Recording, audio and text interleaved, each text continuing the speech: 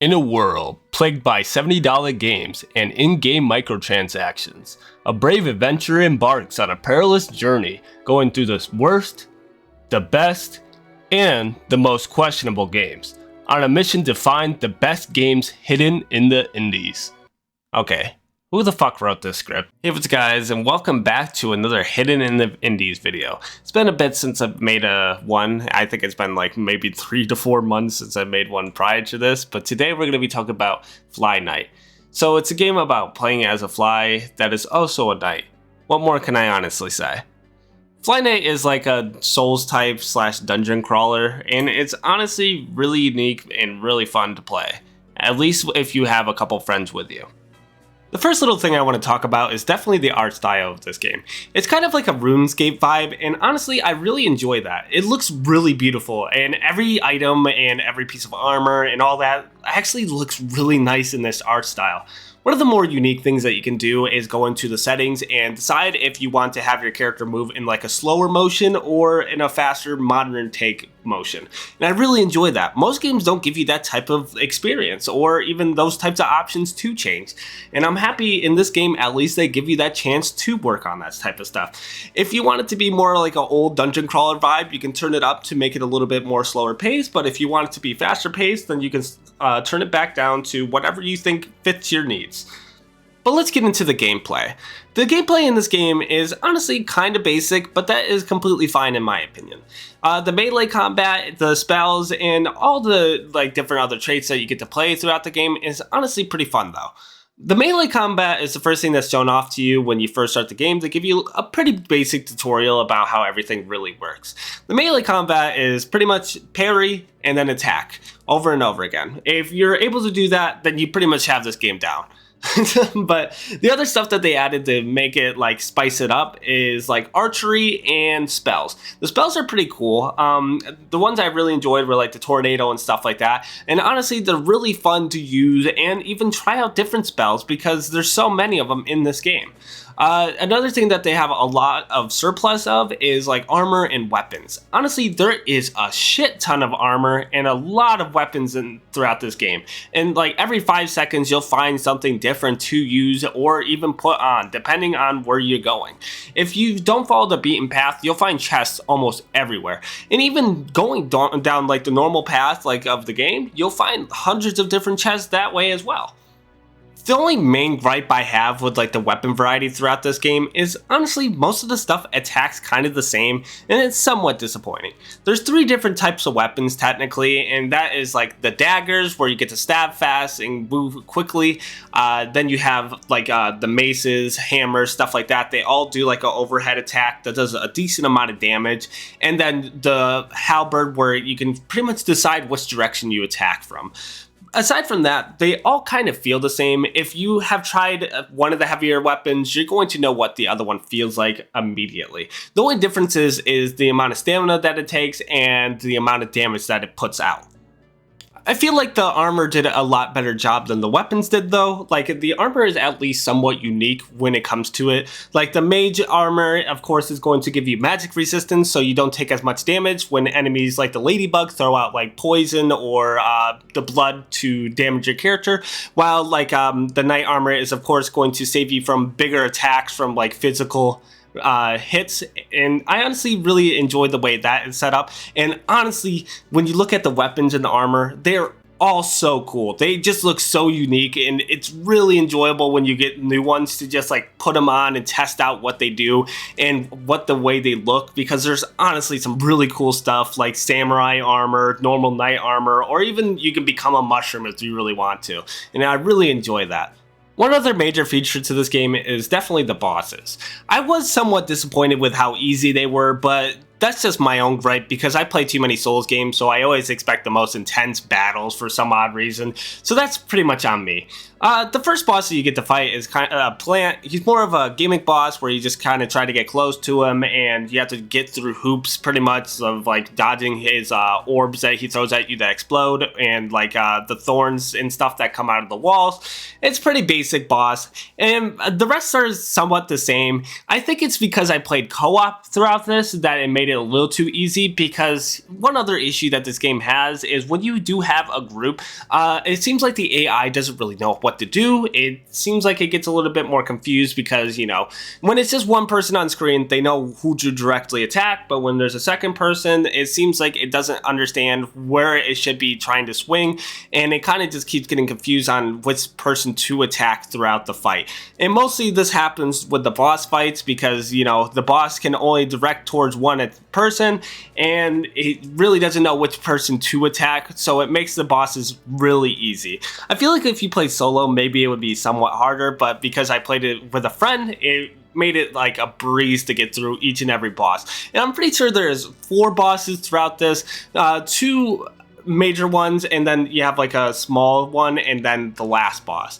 And the last boss is honestly the most unique out of them. I'm not going to ruin who it is, but it is actually a pretty decent fight. I think it's the best boss fight that they had throughout the game.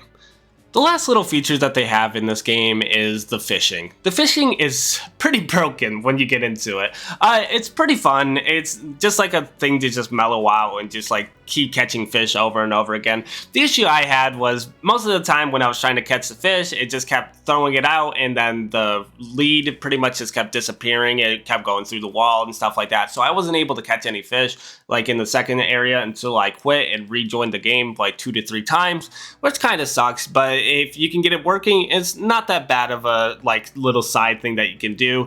And if you're able to catch fish, they all have unique different like traits to them. Like some will give you poison resistance, some will give you more health, or you'll start gaining health back periodically, stuff like that.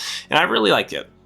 The only other little thing that happens throughout this is if you're playing with co-op, it has a couple like crashes or where you just can't join your other friend until you both restart the game, which kind of sucks. It happened to me and my buddy 2 to 3 times throughout playing, but once we could get back together, like we weren't having any like connection issues. It just seemed like when you finally finish an area and go into the next one, it kind of just breaks on itself, and I'm not sure why.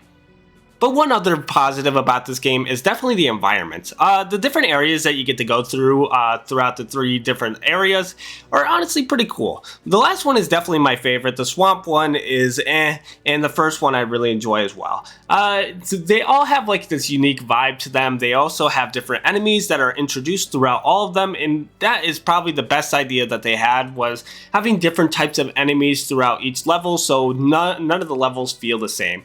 That is another thing that I really enjoyed about this game. There is a huge variety of different enemies, like the ladybug, the spiders, the wasps, and like stick bugs, stuff like that. And it's honestly pretty cool. Like the beetles are more defensive types, so you have to take your time when fighting them. The stick bugs hide in the trees, so you have to like look around your environment a little bit more so that you don't end up getting ambushed by them. The wasps are like samurai types that are very aggressive, and they have awesome samurai armor on. And like the spiders and the ladybugs are more of the mages of the group. And honestly, it's really enjoyable. I love the variety of different types of enemies that they have, and pretty much all of them have like a unique style to them. Like they all look really cool. They all fit like with a different like region or different types of groups and stuff like that. And I really like that. The last little thing here is the progression system, or the lack thereof. There isn't really a progression system to this game. There's no like leveling and stuff like that. Aside from that, they instead do different weapons and armor, which I talked about previously in the video. It's pretty much the way that they have you progress instead. So I kind of understand why they would go with this route, because it is only a 3-hour game. If you had to level up your character, it would be kind of a pain, because certain weapons and armors probably would not be obtainable or usable by the end of the game if you had to set it up that way. One other thing that they forgot to kind of throw in that I feel like this game is sorely lacking is New Game Plus mode, where the enemies are a little bit stronger and you pretty much play through the same dungeon over again. And I feel like this would be just one feature that would really bring this game a little bit above where it needs to be. But without it, it kind of feels weird, because you just have to completely restart to play through the bosses and stuff again. But I feel like certain weapons and armor that you get at the end of the game, if you had a New Game Plus, it would make it possible to be using those early on, and you could get like a better feel of what you actually enjoy using and what you don't. But what about the story? Honestly, it's pretty basic. I won't go all too into it, but it's pretty much starts with you being spawned in, and then you're going as a fly knight, and you find out that most people don't like you because you're in a territory that's not yours. And of course, you know, like when you go into people's territory, like villages and stuff like that, if you're not from the region, of course they're going to have some dismay or grievances against you for even being in the area. But aside from that, doesn't really play much into that aside from the beginning of the game. But throughout the story, they pretty much tell you who the main antagonist is, which is a witch that took everyone's wings, and that is actually somewhat of an interesting idea to go with. And that's the reason why so many of the Fly and like other factions like the Wasps and stuff actually work together, is because, you know, they all were affected by the witch, so you guys are working together to pretty much take her down. You meet a couple unique characters in this, like a Dragonfly Knight. He's honestly one of the cooler characters that you meet. You also meet like a Wasp that has like a hatred towards your group because they feel like that you guys are inferior, and stuff like that. And it's honestly pretty enjoyable to play through. It's a really basic story, don't get me wrong, but not every story has to be overcomplicated. It just has to take the like feel of the game and the vibe that you're trying to go for, and that's all that you really need to make an enjoyable story. It gives you a reason of why you should hate this group or why you should be fighting for this group, and even like gives you more incentive of, oh, okay, so I know the objective and why we're here, and this is our main goal. And that's all that really you have to convey throughout the story for me to enjoy it. At least with like stuff like this, it's pretty basic, but that's completely fine with me. The only other thing I really enjoyed about this game was definitely the music. The different regions that you get throughout give you different types of music that you get to listen to, and I really enjoyed that. Most of the music that is in this game is a bit generic, but it's honestly enjoyable to listen to, so I don't dock it on that. I honestly really enjoy it. It doesn't always have to have like this like crazy like hectic beat to it, or it's just like a very calm RuneScape vibe type music, and I really enjoy it. But overall, is the game worth picking up? In my personal opinion, for the 3 hours that you get to play, $6 isn't all too bad of a price for it. I would personally say to pick it up because honestly, it gives you a great idea of what their next game is going to be.